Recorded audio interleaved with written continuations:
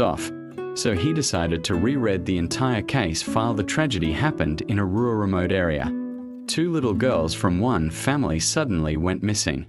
Suspecting his kids were kidnapped, the father called on the villagers to search the whole area to find the culprit. The search quickly brought results. When the villagers came across an extremely gruesome sight, the two poor children were lying in John Coffey's arms, heads blooded. John was screaming, and without further investigation, John was immediately sentenced to death that night. Paul went home with a heart full of doubt and confusion.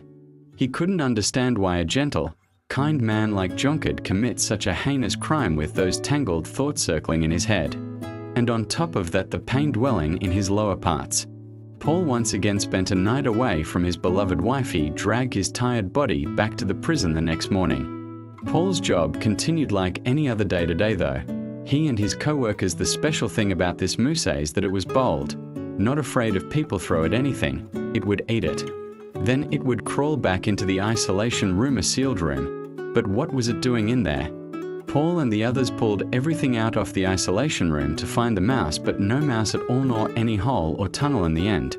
How the mouse escaped, Paul didn't know. Nor did anyone else. They just knew that in the following days it kept appearing before everyone gradually got used to its presence and weren't annoyed except Percy.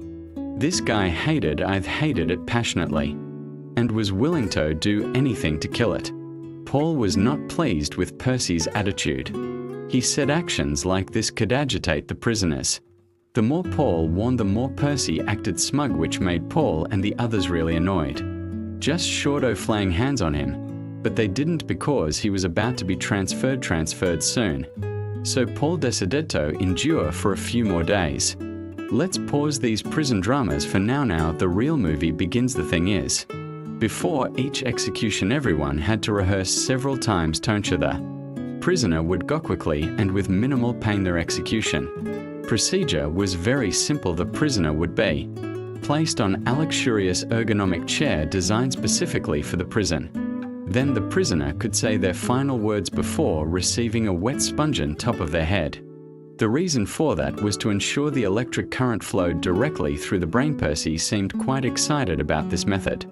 What a twisted freak. The first to be executed in the film was Alan. Alan was someone